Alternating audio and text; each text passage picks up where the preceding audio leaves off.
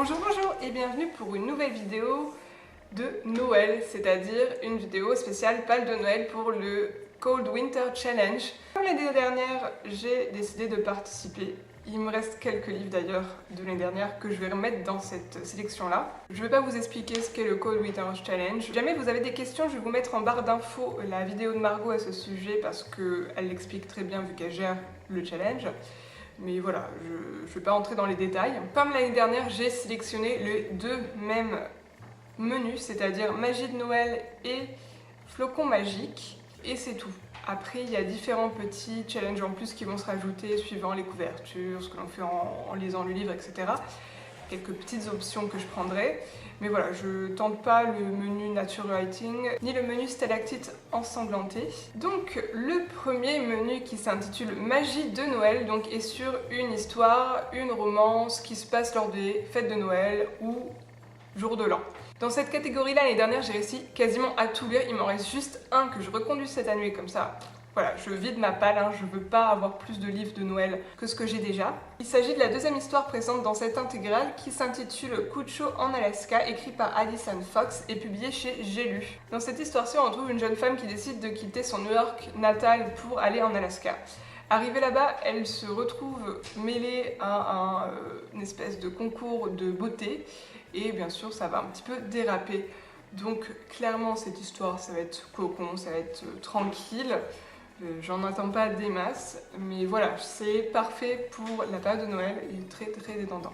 Ensuite, un e-book que j'avais acheté juste après le Cold Winter Challenge l'année dernière. Il s'agit d'une actrice pour Noël, écrit par Kristen Rivers. Et dans cette histoire-ci, on a l'histoire d'un jeune homme qui décide de monter un plan un petit peu machiavélique pour, je crois, le Nouvel An ou Noël, où il engage une actrice pour jouer le rôle de sa petite amie, il me semble. Et voilà, je ne veux pas en savoir plus, c'est suffisant, je trouve que voilà, c'est vraiment thème de Noël, thème du Nouvel An, on n'a pas besoin de tergiverser pour dire oui. Ensuite, un livre que vous avez vu il n'y a pas longtemps dans mon book haul, il s'agit de Devine qui vient pour Noël, écrit par tout un tas d'autrices de chez Harlequin, donc Millie Black, Emily Blaine, Eve Borelli, Alfreda Envy, Alix Marin et Angela Morelli. Donc voilà, on a 6 petites nouvelles qui sont dans la période des fêtes et voilà. La couverture est supra Noël, supra mignonne. Je pense que je vais l'étaler le long des fêtes, peut-être lire une nouvelle de temps en temps. Donc c'était tout pour la catégorie Magie de Noël. J'en ai pas énormément cette année comparé à l'année dernière où j'en avais 5 je crois, voire plus. Mais j'ai décidé de limiter et de faire que avec des livres de ma palle, donc forcément ça limite un peu. Ensuite nous avons le menu flocons magiques. Donc là on retrouve des histoires magiques, fantasy, fantastiques, tout ça qui se passe pas forcément en hiver. Bon, moi j'ai décidé de faire le thème hiver parce que c'est juste moi qui le décide et que j'en ai qui s'y prêtent, mais voilà, c'est pas forcément ce thème-ci qui doit être prénominé. Donc j'ai reconduit certains livres de l'année dernière parce que je les avais toujours pas lus. Globalement par rapport à l'année dernière, j'avais pas trop réussi ce menu. Autant j'avais bien réussi les romances parce que ça correspondait vraiment à ce que je voulais lire, autant les fantaisies de Noël, j'avais pas trop bien fait. Donc je reconduis Poison, Charme et Beauté. J'ai déjà lu Poison l'année dernière. J'avais pas trouvé le courage de lire Charme et Beauté.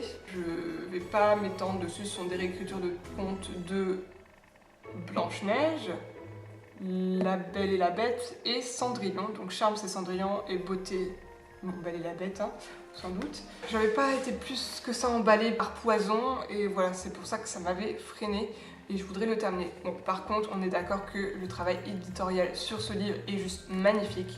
Voilà, franchement, la couverture est magnifique. À l'intérieur, on a voilà, des illustrations très jolies. Donc vous voyez à quel point je m'étais rendue dans ce livre parce que j'ai toujours le marque-page au même endroit où je m'étais arrêtée.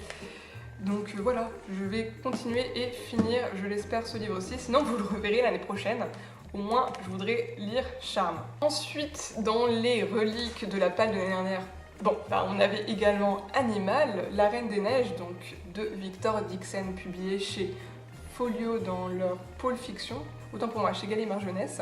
Et bon, là on a un deuxième tome plus ou moins suivi de Animal, et on retrouve tous nos personnages, mais qui vont se retrouver dans le nord de l'Europe.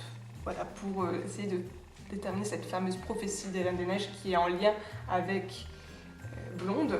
J'avais pas eu l'envie de me lancer dedans, mais là j'ai envie de terminer cette série, de vraiment avancer dans mes séries et pas les laisser inachevées de toute ma vie. Donc voilà, je pense que celui-ci va être un des premiers que je vais lire. Ensuite, Bout à moi, franchement, je l'avais mis l'année dernière, je l'ai toujours pas lu. Il s'agit de La Reine des Cendres de Erika Johansen, publié chez Le Livre de Poche. Ce tome-ci, j'en ai encore entendu parler il y a quelques jours pour me dire qu'elle était géniale, que c'était une série qu'il fallait à tout prix voir, etc. Enfin voilà, moi j'étais pas très fière de moi sur ce coup-là, parce que j'ai toujours pas lu ce premier tome, alors que je sais que cette série vaut quelque chose, qu'elle vaut ce pesant d'or. Mais voilà, je pense qu'on me l'a tellement bien vendu que j'ai du mal à m'y mettre. Et là, cette fois-ci, c'est décidé, je le termine. Et puis voilà, couverture hivernale comme les autres. Ah, et j'ai pas fait le résumé. Dans ce résumé-ci, on a une jeune fille qui a été cachée toute sa vie. Elle est princesse d'un royaume qui a plutôt été usurpé par une méchante reine. Et en fait, en fin d'adolescence, début de l'âge adulte, elle sort de sa forêt pour reprendre le trône. Voilà, c'est à peu près ça. Dit comme ça fait plutôt redite de plusieurs histoires qu'on a vues, mais apparemment il est super original de par son traitement et de par ses personnages qui sont vraiment très très bien fouillés. Voilà, j'ai vraiment envie de me lancer dessus cette année, et pareil, peut-être l'année prochaine, lire le 2 et 3. Bon là je m'avance un petit peu parce que comme je ne lis jamais mes suites de saga, vous connaissez un peu la bête, hein, peut-être d'ici 2-3 ans, hein, on arrivera à la bout. Et encore. Ensuite, roman qui rentre parfaitement dans le Cold Winter Challenge, dans le sens cold. Il s'agit du deuxième tome du Puits des Mémoires, intitulé Le Fils de la Lune de Gabriel Katz. Je vous l'ai présenté il n'y a pas longtemps. Et là, clairement, on est dans un monde hyper froid, hyper Noël, enfin, pas Noël dans le sens wow, c'est la fête partout, c'est trop bien, les gens s'aiment, etc. Non, non, dans le sens vraiment hiver glacial, très dangereux. Donc dans le premier tome, on découvrait 3 fugitifs. En fait, leur camion pénitentiaire s'était crashé, ils s'étaient réveillés, ils savaient pas qui ils étaient, ils sont enfuis, logique. Hein. Donc bien sûr, à leur trousse, ils ont leur garde, on va dire. Et bien sûr, en parallèle, ils essayent de découvrir leur identité et ce qu'ils ont fait pour mériter d'être dans ce convoi pénitentiaire. Donc c'est du Gabriel Katz, donc c'est assez dark, c'était assez sanglant. Mais voilà. Là, clairement, je sais ce que j'aime, je sais que je vais le lire de toute façon parce que voilà, j'avais été vraiment soufflée par le premier tome, j'avais adoré, et puis j'ai qu'une hâte, c'est de me replonger dans cette histoire, de me replonger dans les univers de Gabriel Katz. Clairement, ça va être un des premiers que je vais lire, même si, voilà, c'est pas des reliques de la Palle et que je vais essayer de privilégier les reliques de la Palle de l'année dernière. Ensuite, en parlant de reliques de la Palle, là on en a un à gros, ça fait longtemps que j'ai, il s'agit du premier tome des Accords corrompus, Rêves de glace, écrit par Clary Sinclair et publié chez M.M. Booksmark dans leur collection onirique. Donc dans cette histoire-ci, on a une jeune princesse d'un royaume de feu qui n'a jamais vu son propre visage, et un beau jour arrive la délégation de royaume de glace, qui est leur ennemi slash futur allié, parce qu'en fait cette délégation est là pour amener le prince qui va épouser la princesse. Sauf que bien sûr, tout ne va pas se passer comme prévu et que cette jeune femme va vouloir essayer de découvrir qui elle est vraiment, à quoi elle sert, enfin voilà, vous voyez le genre. Clairement, royaume de feu, royaume de glace, toujours le mot glace, toujours cette thématique de Noël. J'ai trouvé qu'il allait parfaitement dedans, voilà, c'est de la fantaisie, donc que demander de plus. Ensuite, un second tome par rapport au tome que j'avais lu l'année dernière dedans, il s'agit des Épées de glace tome 2, intitulé Le Châtiment de l'Empire, écrit par Olivier Gay et publié chez Bragelonne.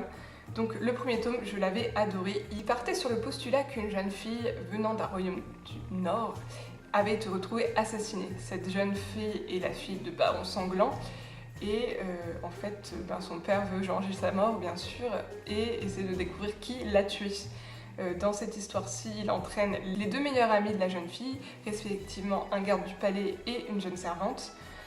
Et il va leur arriver tout un tas d'histoires et on va essayer de démêler tout ce qui se passait là et qui était vraiment cette jeune fille puisqu'elle avait pas mal de secrets. Voilà, on était pareil, dans un monde de glace, dans un monde de fantaisie très très dur. J'avais beaucoup aimé le premier tome. J'avais beaucoup apprécié la jeune fille, dont je ne me souviens plus le nom, mais ce personnage-là avait tellement eu une progression dans le roman belle. C'est-à-dire qu'au début, elle était une jeune servante plutôt pataude, plutôt ordinaire.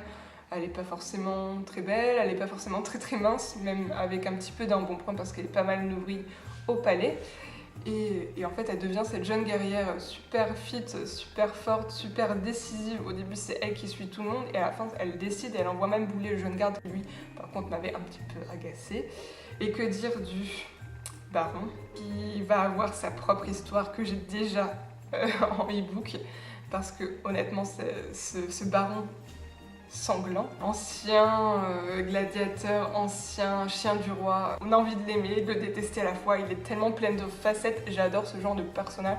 Donc voilà, j'avais adoré le premier tome, là je suis sûre que je vais aimer ce deuxième tome. Après, j'enchaînerai peut-être sur la suite, pas forcément dans le cadre du Cold Winter Challenge, parce que là on part dans des contrées beaucoup plus exotiques, et ça ne s'y prêtera plus, je pense. Carrément, on est sur de la bonne fantasy là. Donc voici pour la petite palle. Donc oui, j'ai essayé de faire vraiment des reliques de la palle, vraiment peu d'achats. Vous voyez sur tout ce que je vous ai présenté de achats récents, il n'y en a que 2. Et c'est tout. Après le reste, c'était soit des reliques de l'année dernière. Donc je suis désolée pour ceux qui avaient vu l'année dernière et qui revoient passer les mêmes livres. Mais c'est pour me forcer à finir ma palle. Et puis voilà, des suites. Là, j'ai une petite palle plutôt modeste, mais qui correspond, je pense, à ce que je veux lire et à ce que je veux finir. Je prends vraiment le mot challenge, c'est-à-dire finir ta palle, pour moi qui est un challenge, au pied de la lettre. Si vous avez lu un de ces livres, n'hésitez pas à me le dire en commentaire.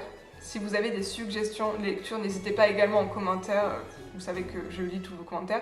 Et moi, je vous dis à bientôt dans une prochaine vidéo et bisous bisous!